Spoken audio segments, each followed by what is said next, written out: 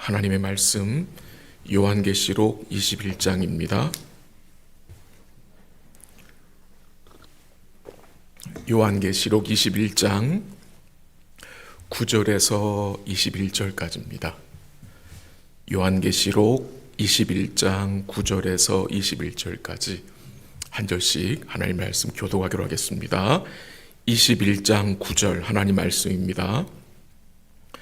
일곱 대접을 가지고 마지막 일곱 재앙을 담은 일곱 천사 중 하나가 나와서 내게 말하여 이르되 이리 오라, 내가 신부 곧 어린 양의 아내를 내게 보이리라 하고 성령으로 나를 데리고 크고 높은 산으로 올라가 하나님께로부터 하늘에서 내려오는 거룩한 성 예루살렘을 보이니 하나님의 영광이 있어 그 성의 빛이 지극히 귀한 보석 같고 벽옥과 수종같이 맑더라.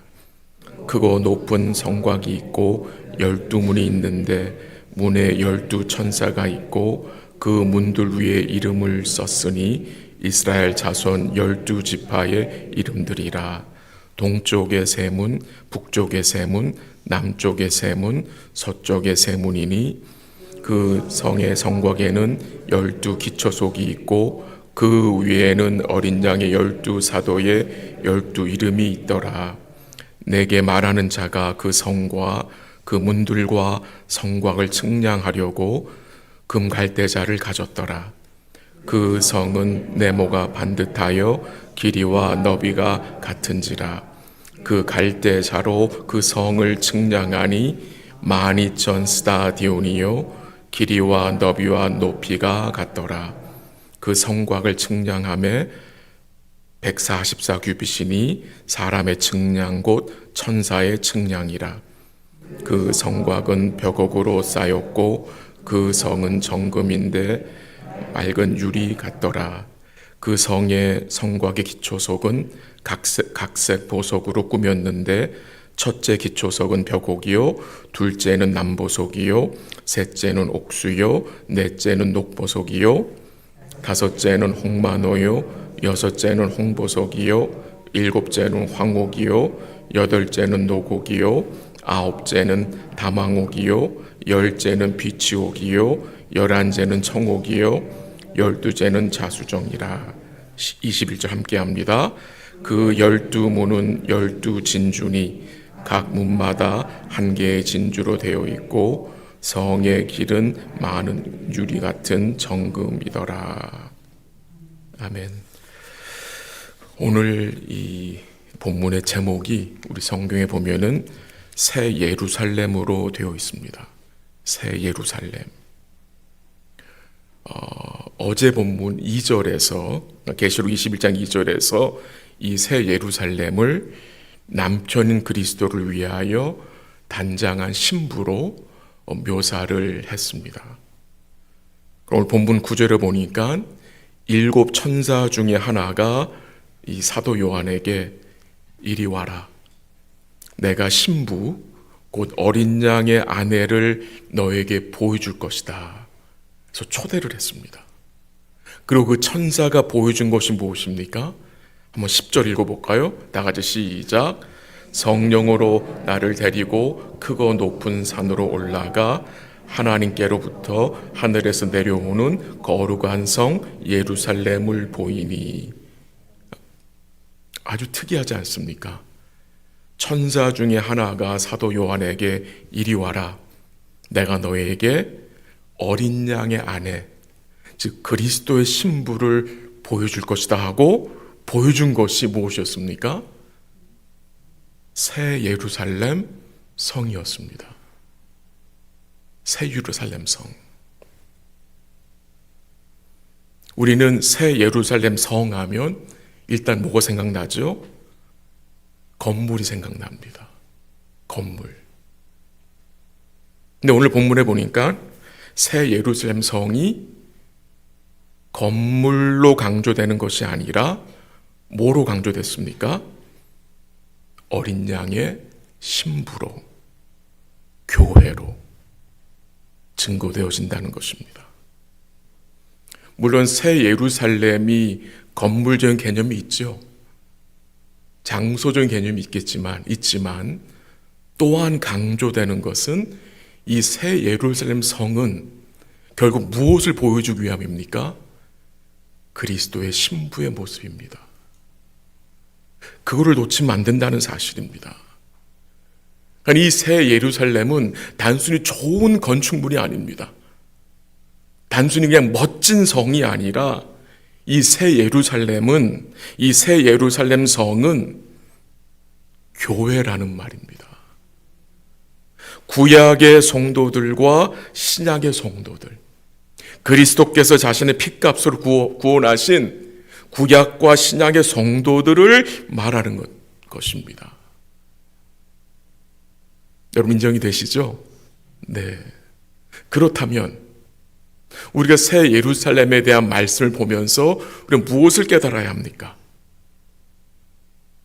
무엇을 우리가 반드시 깨닫고 마음에 담아야 하겠습니까? 그리스도 신부의 모습입니다. 그리스도의 신부의 모습. 그리스도의 신부가 누굽니까, 여러분? 교회잖아요. 우리들이잖아요. 여러분과 저의 신랑은 그리스도잖아요. 그러니까 새 예루살렘에 대한 그 말씀을 보면서 우리가 뭘 배워야 하느냐? 그리스도의 신부의 모습을 우리가 깨달아야 한다는 것입니다. 물론 이 새 예루살렘 성은 완성된 하나님의 나라를 말합니다. 하나님의 온전한 통치가 이루어지는 성인 것도 사실입니다. 그러나 동시에 하나님은, 우리 주님께서는 이 새 예루살렘 성을 통해서 보이고 싶은 것이 무엇이냐? 그리스도의 신부의 아름다움입니다. 천사는 이 성의 외관과 문과 기초석을 언급을 합니다. 성의 크기와 성이 여러 가지 보석들로, 진주들로 단장되었음을 보여줍니다. 잠시 한번 그 성의 크기 한번 살펴볼까요? 16절 한번 같이 읽어보겠습니다. 16절 시작.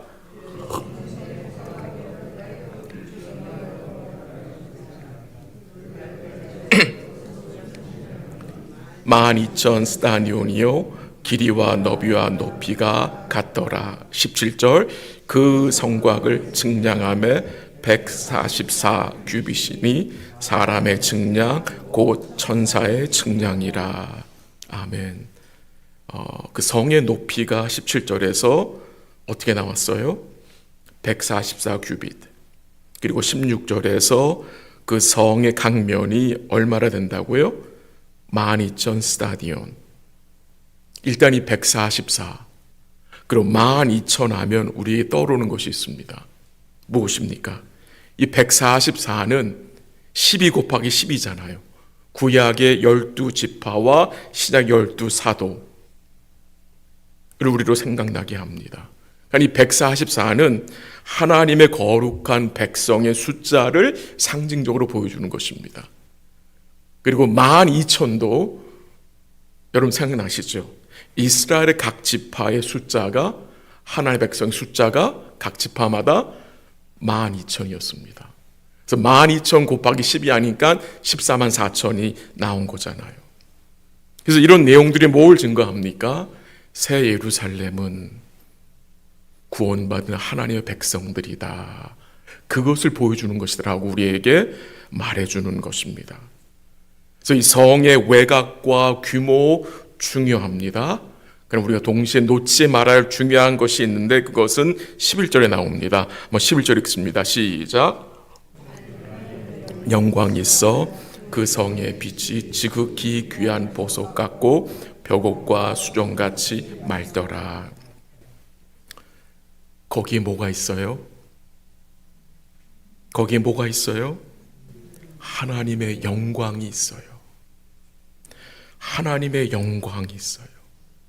하나님의 영광은 결국 무엇입니까? 하나님의 임재입니다. 그 성에 하나님이 계시다는 말입니다. 하나님이 계시다는 것입니다. 이 하나님이 그 성에 계시다는 것은 또한 교회의 본질이기도 합니다. 교회, 주님의 몸이잖아요. 이 교회는 하나님의 영광이 머무는 것입니다. 제가 말하는 교회는 이 건물이 아닙니다. 그렇죠? 제가 말하는 교회는 항상 뭡니까? 성도를 말하는 것입니다. 하나님의 영광의 영이 여러분 어디에 계십니까? 우리 안에 거하십니다. 하나님의 영광의 영이 누구입니까? 성령입니다. 이 하나님의 영광의 영인 성령은 주 예수를 믿는 누구에게? 성도들 안에 거하십니다. 이 계시록이 기록돼서 주어지는 그 상황, 로마 제국으로부터 교회가 엄청난 박해와 고난을 당했었잖아요. 그래서 세상적인 관점으로 교회를 보면 정말 약해 보이고 별 볼 일 없는 것 같이 보이겠으나 보여졌겠지만 그 교회에, 그 성도들에게는 하나님의 영광의 영이 함께하는 사실을 잊지 말아야 한다는 것입니다. 그게 중요한 것입니다. 중요한 것은 하나님의 영광이 거하냐 아니냐입니다. 얼마나 우리가 화려하게 보이냐 멋지게 보이냐가 아니라 하나님의 영이 우리와 함께 하느냐, 이겁니다, 여러분. 또한 이 새 예루살렘 성은요, 온갖 귀중한 보석들로 꾸며졌다고 했습니다. 들어보지도 못한 보석들의 이름으로 쫙 나오죠. 전 그게 뭔지도 모르겠어요. 여러 가지 보석들로 이 성이 꾸며졌다고 19절에서 21절까지 나옵니다. 왜 이 성이 이렇게 여러 가지 아름다운 보석들로 꾸며진 것을 언급하겠습니까? 단순히 그것은 이 성의 화려함을 보이기 위함이 아니라 이 성이 상징하는 그리스도의 신부들, 이 그리스도의 신부들이 아름답게 보여져야 한다는 것입니다. 결혼식에 가서 신부를 보면 아름답지 않은 신부가 없어요. 다 그 신부들이 아름다워요. 그리스도의 신부의 아름다움은 결국 무엇입니까? 주님의 아름다운 형상을 닮은 영적 아름다움입니다. 그래서 그리스도의 신부인 여러분과 저는 매력적이어야 돼요. 영적인 매력이 있어야 돼요. 그 영적인 매력이 무엇입니까? 그리스도의 아름다움입니다. 그의 성품을 담는 것입니다. 이 복음과 성령은 우리로 그리스도의 아름다움을 뭐하게 합니까? 반드시 담게 합니다. 이게 성령의 역사입니다. 말씀을 접하고 말씀 가운데 그리스도의 아름다움을 접하면 접할수록 여러분과 저에게 무엇이 생깁니까? 우리 주님의 영적인 매력이 드러나게 돼 있습니다. 그를 성화라고 부릅니다. 성화. 우리 예루살렘 성을 통해서 우리는 그리스도의 신부의 모습, 이 교회의 모습을 살피고 있습니다. 이 예루살렘 성에는 하나님의 영광이 있다고 했습니다. 그 거룩한 모습이 있다는 말이잖아요. 주님의 아름다운 모습이 있다는 말이잖아요. 오늘 여러분과 저의 삶에 이 주님의 아름다운 모습이 계속해서 잘 드러날 수 있고 보여줄 수 있기를 간절히 기도합니다. 그게 바로 마음의 변화입니다. 그게 바로 속사람이 강해지는 것입니다. 구약의 에스겔 선지자, 여러분 기억하시죠? 이 예루살렘 성전이 더러워진 모습을 보았습니다. 거룩한 모습을 잃어버린 예루살렘 성전에서 하나님의 영광이 떠나가는 모습을 에스겔 선지자가 보았습니다. 하나님의 영광이 떠난 그 성전 어떻게 됩니까?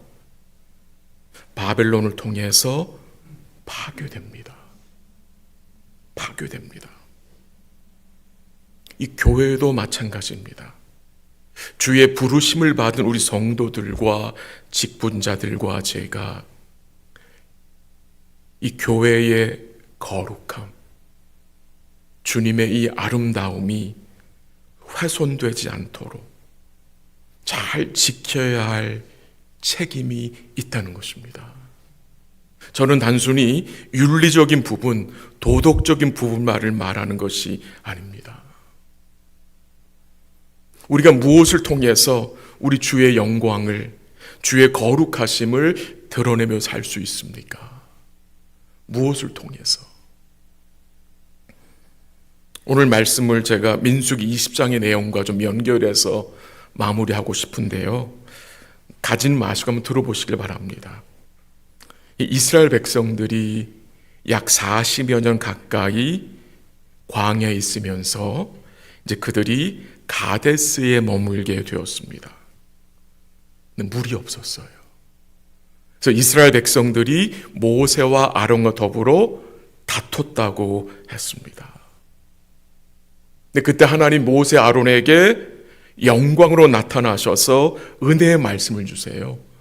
그 말씀이 어떤 말씀이냐면 읽어 듣게 들어보세요. 민수기 20장 8절인데요. 이렇습니다. 지팡이를 가지고 내 형 아론과 함께 회중을 모으고 그들의 목전에서 너희는 반석에게 명령하여 물을 내게 하라. 내가 그 반석이 물을 내게 하여 회중과 그들의 짐승에게 마시게 할지니라 라는 말씀을 주셨어요. 근데 그 말씀에 모세와 아론이 어떻게 반응을 했어요? 모세와 아론은 그 말씀에 순종했습니까? 불순종했습니까? 한 구절 더 읽어드릴게요. 민수기 20장 11절 12절이요. 들어보세요. 모세가 그의 손을 들어 그의 지팡이로 반석을 2번 치니 물이 많이 솟아나오므로 회중과 그들의 짐승이 마시니라. 여호와께서 모세 아론에게 이르시되 너희가 나를 믿지 아니하고 이스라엘 자손의 목전에서 내 거룩함을 나타내지 아니한 고로라는 말씀이 나옵니다. 분명히 하나님 모세에게 반석에게 명령하여 물을 내라고 했습니다. 근데 모세는 그 말씀에 순종하지 않았어요. 그럼 어떻게 했습니까? 홧김에 그 지팡이로 반석을 2번 쳤어요. 2번 쳐서 물을 냈어요. 주님이 하나님께서 모세의 죄를 뭐로 언급하세요? 여호와를 믿지 아니함으로 나의 거룩함을 나타내지 아니했다 라고 말씀하십니다. 주를 믿지 아니하면 하나님의 영광, 하나님의 거룩함은 드러낼 수 없습니다. 이 믿음과 거룩의 관계가 아주 친밀하다는 것입니다. 모세가 불순종하여 그 반석을 2번 내리쳤어요. 그래도 하나님의 은혜를 베푸셔서 물은 줬어요. 그래서 이 백성들과 짐승들이 물을 마시게 함으로 그들의 문제는 해결됐어요. 근데 문제는 모세와 아론이 여호와 하나님 믿지 아니함으로 이스라엘 자손의 목전에서 이 하나님의 거룩함을, 이 하나님의 영광을 드러내지 않았다는 것입니다. 우리 안에 있는 하나님의 영광이 어떻게 드러날 수 있습니까? 주를 의뢰할 때에, 주를 끝까지 의뢰할 때에 나타나게 됩니다. 하나님께 불순종해서 반석을 2번씩이나 내려친 모세에 대해서 솔직히 우리가 비난할 수 있습니까? 여러분과 제가 모세 입장이었다면 더 잘할 수 있었겠습니까?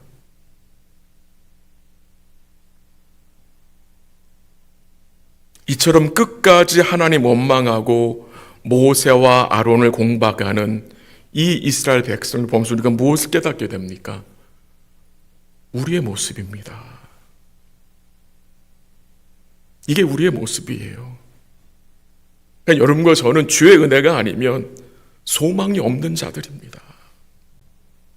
근데 이렇게 원망하고 불평한 백성들이 하나님은 뭐 하셨어요? 다시 모세를 통해서 은혜를 베푸실 것을 말씀하셨다는 거예요. 근데 그것을 모세와 아론은 못마땅하게 여겼습니다. 원치 않은 거예요, 그것을 모세가. 아니, 이렇게 40여 년 동안 원망하고 불평한 자들에게 왜 은혜를 내리십니까? 심판하십시오.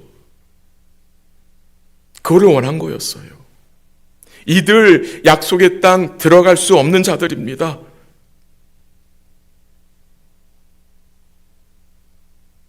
그 마음을 가지고 있는 거예요.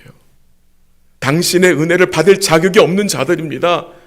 은혜 내리지 말라는 거예요. 심판하시라는 거예요. 그 마음이 모세에게 있었던 거예요. 그래서 어떻게 한 겁니까? 지팡이로 반석을 2번씩이나 내려친 것입니다. 결국 모세는 이 하나님의 거룩하심을, 하나님의 긍휼하심과 그 은혜로우심을 드러내지 못했습니다. 우리가 교회의 어려움을 또 인식하고 또 교회의 문제를 인식하고 기도하는 것이 참 중요합니다. 또 때로는 교회의 어려움을 또 문제들을 이야기할 때도 있습니다. 근데 중요한 것은 그 어려움과 문제들 앞에서 행하시는 그리스도의 은혜를, 그의 영광을, 그의 거룩함을 뭐 해야 합니까?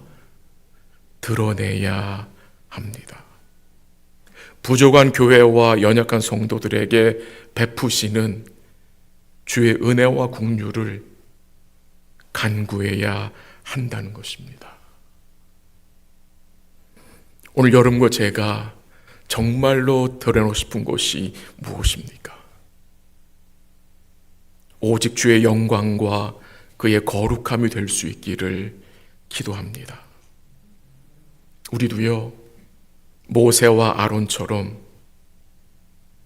하나님의 거룩하심을 나타내는 일에 실패할 때가 많지 않았습니까? 우리도 우리 마음대로 반석을 칠 때가 많지 않았습니까? 그때마다 낙심할 때도 많지 않았습니까?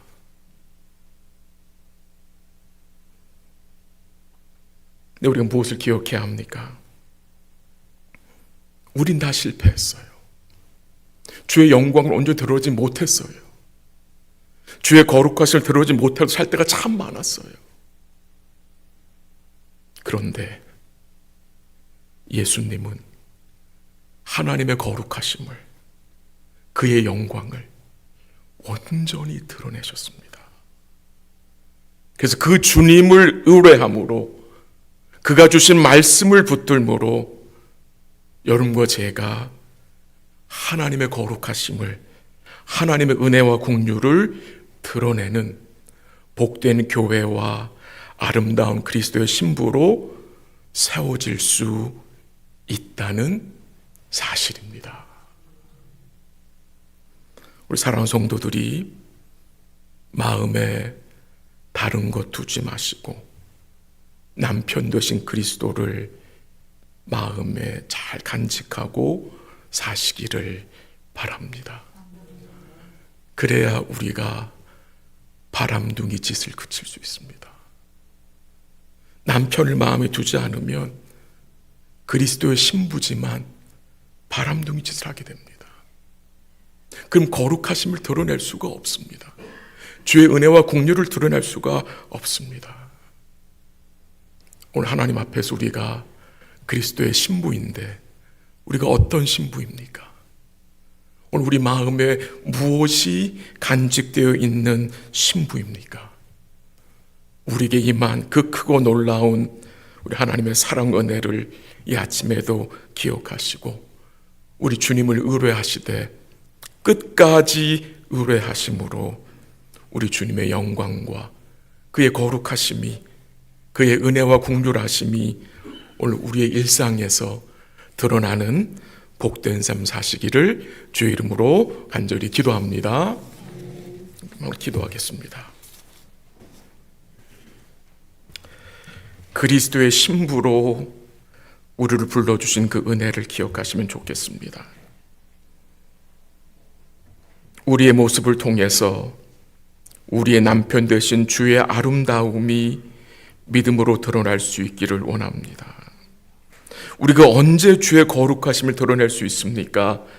주를 의뢰할 때입니다. 온전히 주의 거룩하심과 영광을 드러내신 주님을 의뢰할 때 가능한 것입니다. 오늘 하루도 우리가 당면한 모든 상황 속에서 우리 주님 의뢰하게 도와달라, 의뢰할 수 있도록 주의 은혜를 간구하시고요. 또 우리가 주의 거룩하심, 주의 영광 드러내 실패할 때가 참 많지만 또 그 실패한 것에 대해서 회개하시고 또 낙심하지 마시고 다시 주님 말을 의뢰함으로 그리스도의 정결한 신부로 살아갈 수 있도록 함께 주의 은혜를 간구하기 원합니다. 또 같이 기도하실 때 내일 예배를 위해서 기도해 주시기를 바랍니다.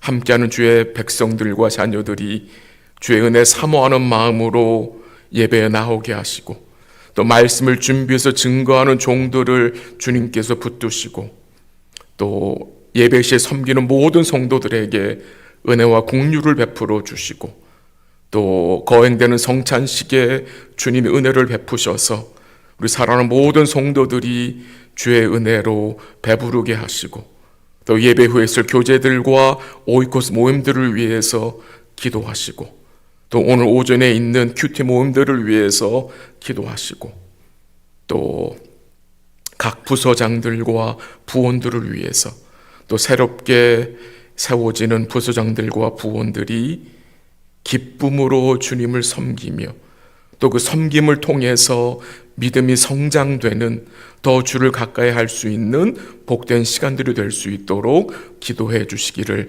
바랍니다. 이 내용들을 가지고 우리 한번 같이 기도하도록 하겠습니다. 같이 기도합니다. 하나님 아버지 감사합니다.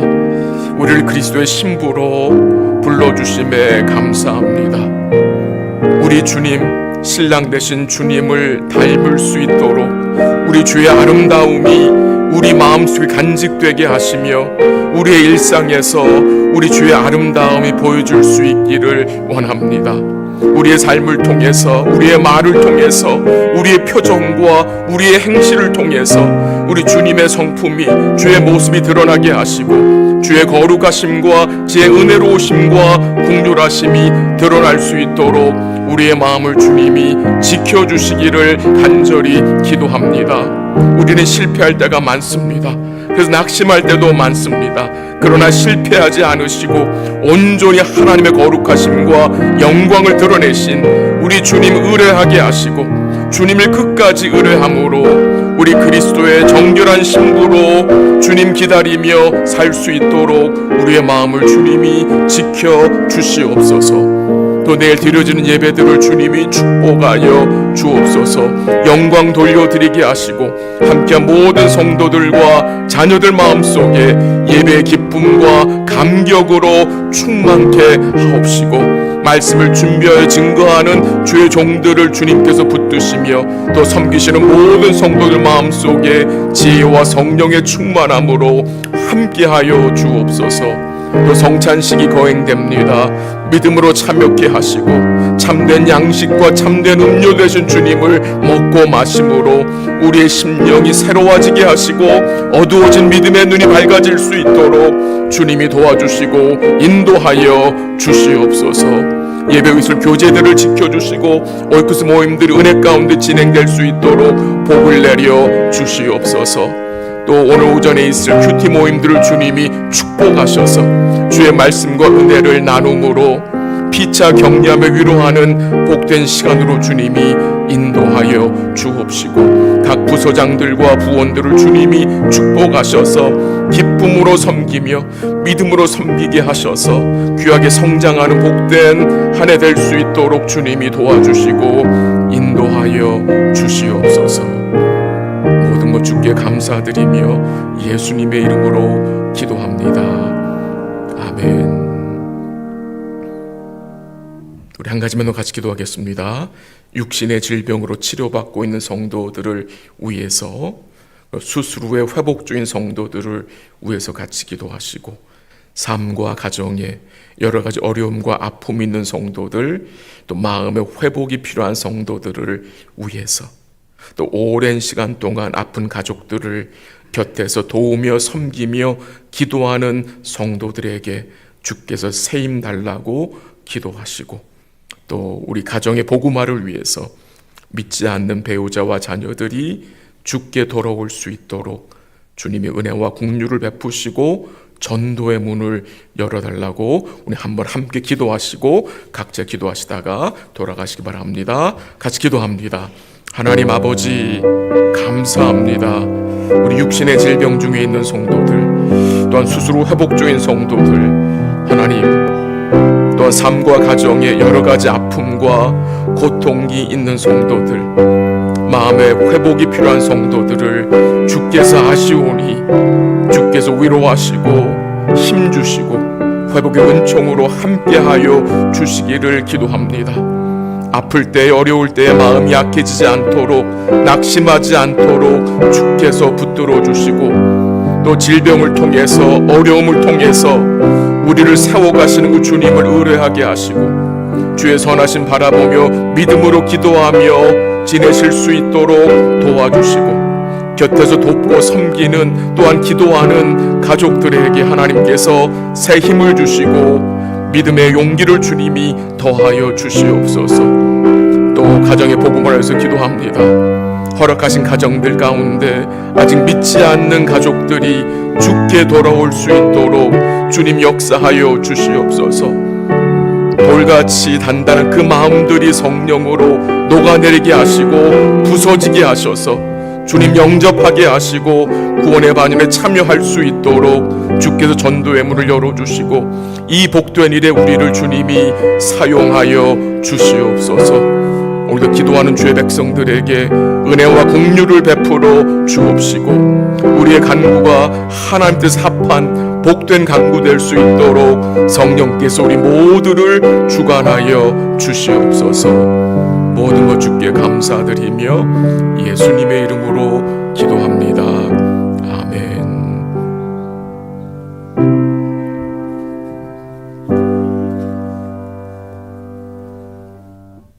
기도하시다가 돌아가시기 바랍니다.